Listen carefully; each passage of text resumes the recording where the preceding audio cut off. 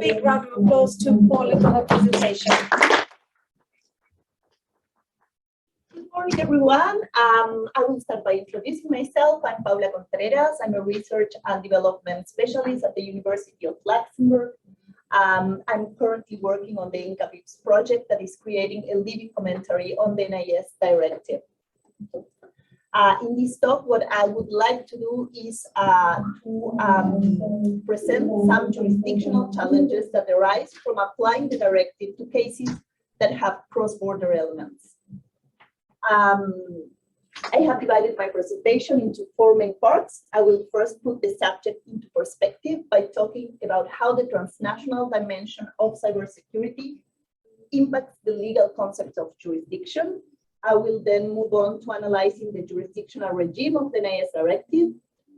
Then I will take you through to the jurisdictional rules of the NIS 2 proposals. And finally, I will comparatively explore 2 other EU regulatory instruments that have introduced one-stop-shop mechanisms based on main establishment. So the digital revolution has created enormous opportunities, but it has also expanded the threat landscape. For example, the COVID-19 crisis forced an abrupt, large-scale adoption of technology to deal with different aspects of the pandemic, such as the coordination of health services, the implementation of teleworking regimes, distance learning, teleconferencing, and all this happened in the rush of the global emergency, which made security an afterthought. This is why it is not at all surprising to hear that ENISA, the EU Agency for Cybersecurity, has recently stated that cyber attacks against critical targets in the EU have exponentially increased during the pandemic. And when we think about the threat landscape, one aspect that should not be overlooked is that cyber threats may originate abroad, affect several countries, and target companies providing cross-border services. Think, for example, about the WannaCry ransomware that was mentioned also yesterday, that in 2017 took only 1 day to spread to 150 countries. This transnational dimension of cybersecurity has profound implications for the legal concept of jurisdiction, because it makes the notion of territory, which is the traditional connecting factor to authority and jurisdiction, more problematic. Indeed, as cyber attacks take place across geographical borders, the territorial links become more opaque because the physical location of the actors and activities subject to the law are difficult to pin down to one single country, and this creates complex jurisdictional problems.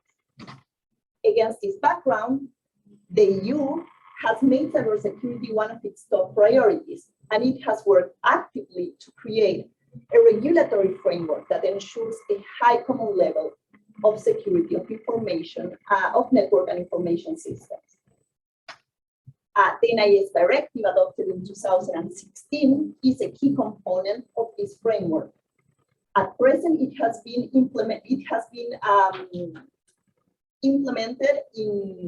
transposed into all the member states and the UK, into the national legislation. However, due to the increased digitalization of the internal market and to the surge of cyber attacks during the pandemic, the EU Commission presented in December 2020 a new EU cybersecurity package that includes a proposal to replace the NIS Directive, which is the NIS 2 proposal, and we will, in the following sections, see in detail the jurisdictional rules of these 2 instruments. So we're about to get technical now. The NIS Directive applies to 2 types of actors: operators of essential services and digital service providers. I don't want to spend a lot of time in the definition of these 2 categories. I will just say that operators of essential services are companies providing services in 7 sectors that are considered critical. These are banking, digital infrastructure, financial market infrastructure, energy, health, and water. I think those are all. And digital service providers are companies providing 3 types of services that are considered necessary for the smooth functioning of other businesses. Only 3 types of services are included in the directive, and these are online search engines, online marketplaces, and cloud computing services. These 2 categories have different jurisdictional rules applicable to them. So, operators of essential services are subject to a concurrent jurisdictional rule. This is how it works. States must identify operators of essential services that have an establishment in their territory.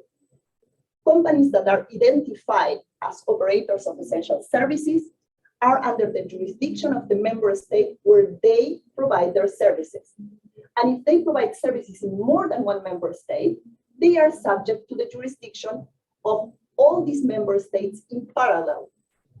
This means that multiple states may have jurisdiction over the same operator of essential services if, for example, it has branch offices around member states.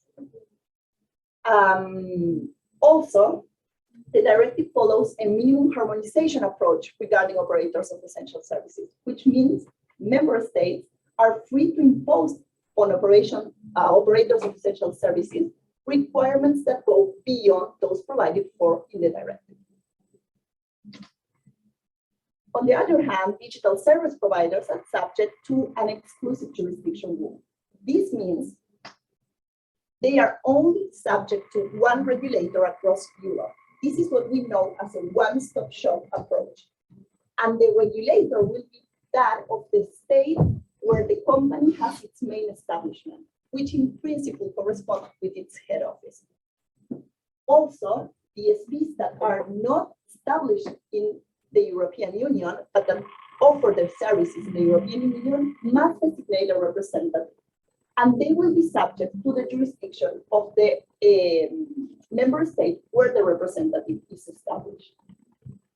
Also, the directive follows a light touch regime and a maximum harmonization approach regarding DSPs, which mean, among other things, that the requirements imposed upon them are lighter than the ones imposed to operators of essential services, and also that states are not free to impose upon them more requirements that go beyond those provided for in the directive.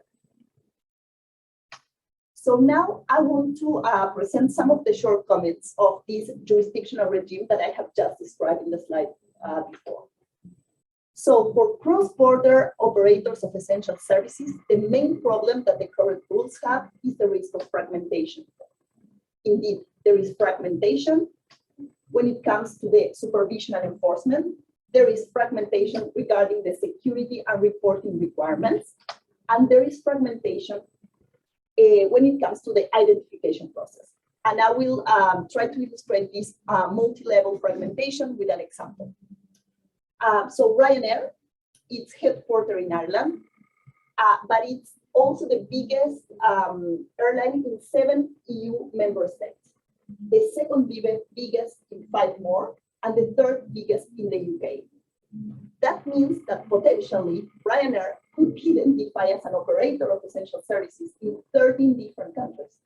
And this would mean that they would have to deal with the NIS competent authorities of 13 different countries. And more importantly, they would have to implement the security and reporting requirements of 13 different national transposition measures, which might differ in terms of thresholds, timeframes, content, and formal requirements, and may even present consistency problems among them. Clearly, this level of fragmentation makes compliance extremely burdensome and may give rise to divergent implementations of the directive across Europe. Also, there is a lack of harmonized approach to the identification of operators of essential services that can lead to distorted competition, because companies of the same nature may end up being imposed different requirements based only on the country where they operate. Now, the one-stop shop that applies to DSPs reduces the risk of fragmentation that I have just mentioned, makes compliance simpler, we have only one regulator, and it also make the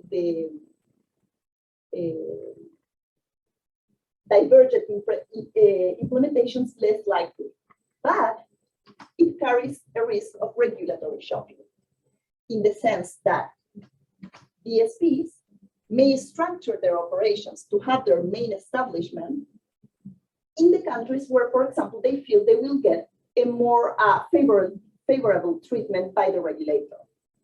See, think, for example, about the big techs. Many of them have decided to set up the European headquarters in Ireland because they feel that the Irish regulators have a more business-minded approach. Also, DSPs could choose to have their main establishment in the countries where they face lower penalties. Note, for example, that while the highest penalty applicable under the NIS Directive in Lithuania amounts to 6,000 euros, in the UK they can go up to 20 million euros. So there is a big difference.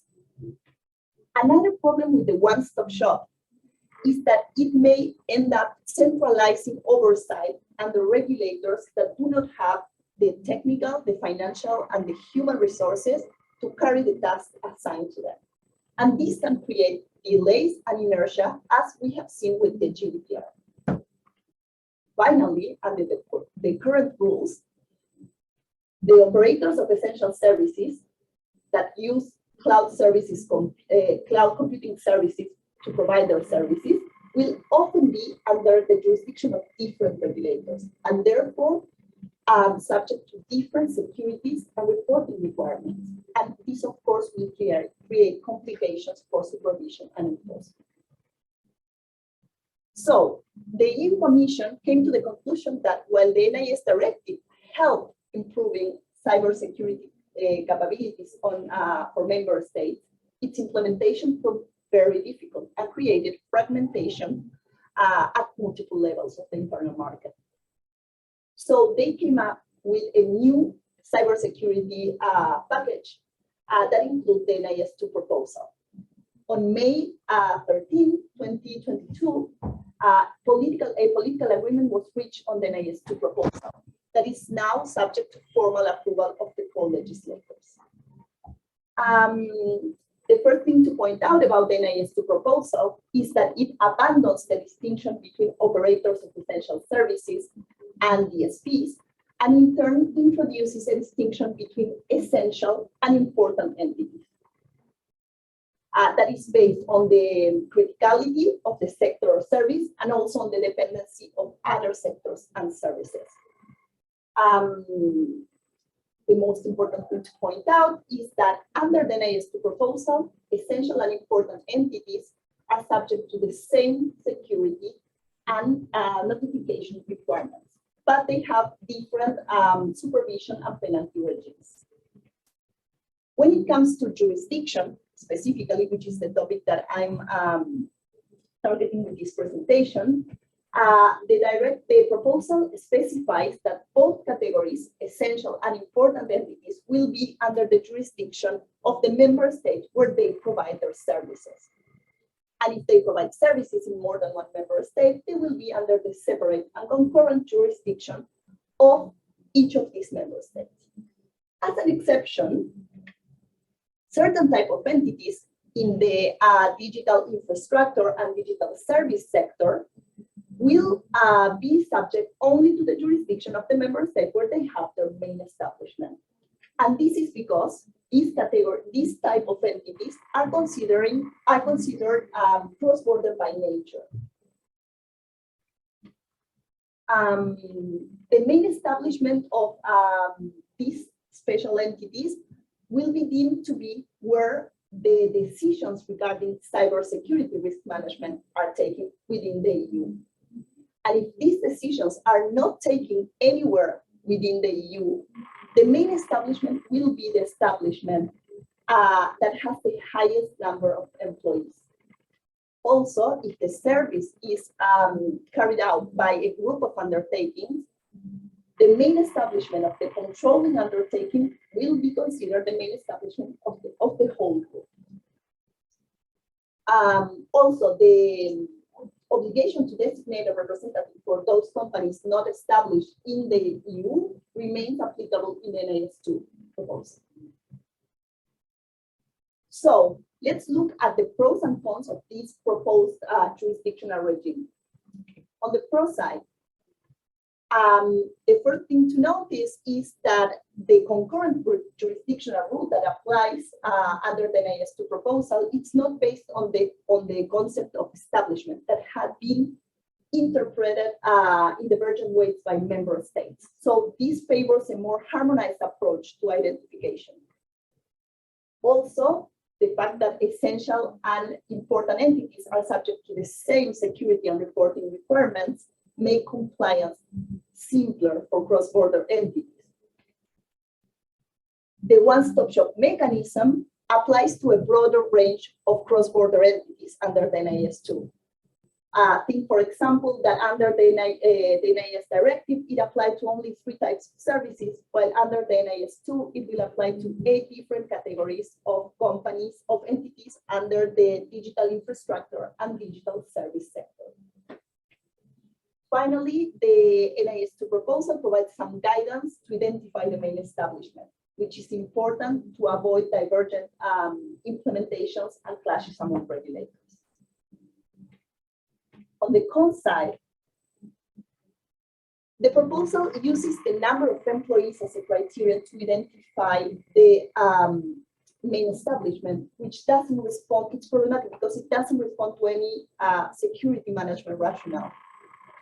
Also, when it comes to group of companies, identifying which is the establishment that makes the decisions regarding cybersecurity management might be difficult because there might be different entities making autonomous decisions in this regard. And finally, the EU Council and some member states have concerns about this proposal of the Commission of having a differentiated jurisdictional regime for companies in the ICT sector. So we will have to wait and see the final text, which is still not available, to see if this has suffered some modifications during the negotiations between co-legislators. In this last part of my presentation, what I want to do is to compare other 2 EU regulatory instruments that, like the NIS Directive and the NIS2 proposal, have one-stop shop mechanisms that are also based on main establishment. These other instruments are the GDPR and the DSA proposal. The GDPR has received so much attention that I think doesn't need much introduction. I will just say that it lays down rules to protect individuals regarding the processing of their personal data.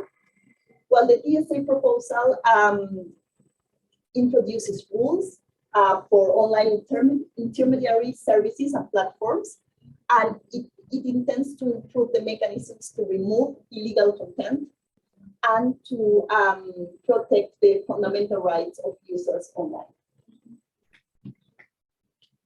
So if we compare the jurisdictional rules, specifically the one-stop shop mechanisms in these 4 instruments, the first difference that we will notice is the type of jurisdictional rules. Under the NIS Directive and the NIS2 proposal, the jurisdiction of the main establishment regulator is exclusive, while under the GDPR and the DSA proposal, it's only primary. This means that in certain cases, other authorities may take over and exercise jurisdiction. This happened with the GDPR, for example, in cases that are urgent or that are mainly of national relevance. And this also happened with the DSA, in some cases concerning very large online platforms where the EU Commission will take over and exercise jurisdiction. One important thing that I think it's worth noticing here is that it's true that all these instruments use one-stop shop mechanism, but they do have different protective goals. And these different underlying interests justify some differences in their jurisdiction rules. Indeed, if we think about it, when the GDPR and the DSA proposal allow other authorities to take over and exercise jurisdiction, is because they are trying to guarantee a more effective and robust protection of fundamental rights. The second difference between these instruments that I think it's important is the cross-border enforcement mechanism. So the DSA proposal imposes strict deadlines for the main establishment regulator to respond to the request of other concerned authorities from other countries. Unfortunately, under the NIS Directive and the NIS Proposal, there is no equivalent provision, which is a bit of a missed opportunity by the Commission to take advantage of the lesson learned of the much discussed enforcement problems of the GDPR. So this covers about all that I wanted to say about the jurisdictional challenges of the NIS Directive and the jurisdictional regime of the NIS 2 proposal. I have summarized the takeaways in this last slide.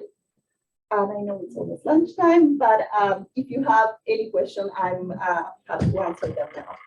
Thank you very much.